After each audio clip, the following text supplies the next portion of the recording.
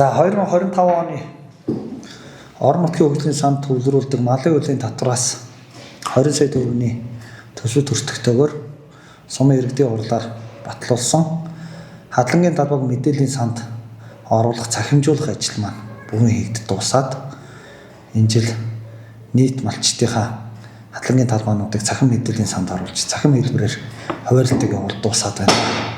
За энэ ажлын маань ач холбогдол нь бол сумын хэмжээнд байгаа бүх хадлагын талбайнуудыг мэдээллийн санд оруулах.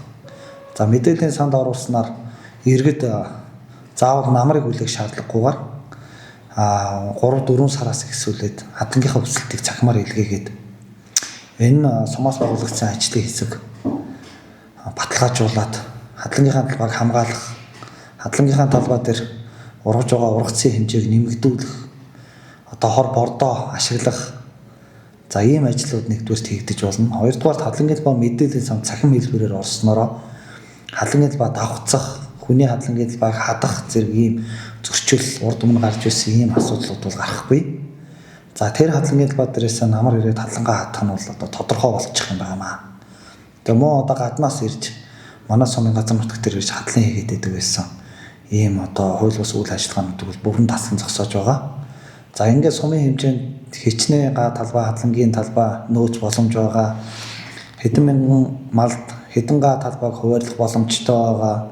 Мөн хадлагын талбайгаа иргэд заавал ирж өөрийн биеэр аваадах шаардлагагүй. Цахимаар хүсэлтээ илгээгээд цахимаар баталгаажуулаад авах ийм боломжууд бол одоо бүрдээд байгаа. Ер нь мэдээллийн энэ чанар энэ технологийн дэвшлийг одоо малчтын аж амьдралд болон одоо төрийн үйлчлэгийг ард иргэдэд хүргэх ажил дээр одоо ашиглаж байгаа ийм ажил юм байнамаа.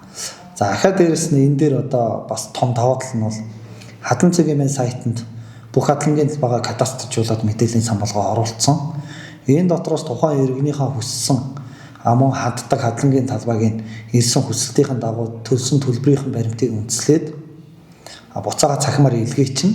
За энийг бол одоо гар утасны аппликейшнийг ашиглаад хэмэл дагын энэ сүлжээг ашиглаад гар утасны интернетээс сүлжээ байхгүй ч байсан газраас иргэн маань өөрийнхөө хадлагын талбайг олж очих, өөрийнхөө хадлагын талбайг өнгөөр ялгаад харах. За өөрийнхөө хадлагын талбай айл нэг захад нь явж яхад өөрийг нь энэ захад нь явж ийн гэдээ одоо шууд локейшноор заах ийм давуу талтай учраас одоо энэ дээр цаашдаа ашиглаад явхад маш өндөр боломжтой юм байнамаа. За хадлан цэгийн сайт руу бол манай сумын иргэд бол баруун бүрэн сумаас хадлан авах гэж байгаа болон баруун бүрэн сумын иргэд бол үн төлбөргүй нэвтэрч орно. За энэний сайт одоо ашигласны болон энэний үйлчилгээний хэмэл дагуулаас авах тэр төлбөрийн бусад асуудлуудыг үйлчилбэр малын үеийн татвар дээрээс одоо энэ програмын одоо хангагч байгууллагатай гэрээ байгуулад энэ байгууллагатай гэрээ байгуулад ингээд одоо төрөөс мөнгийг нь төлөө яваад байна гэсэн үг. Тэгэхээр манай ард иргэд бол яг энэ аппликейшнийг энэ хадлан цэгийн сайтыг бол үн төлбөргүй ашиглах бас ийм боломжийг бүрдүүлж өгч байгаа.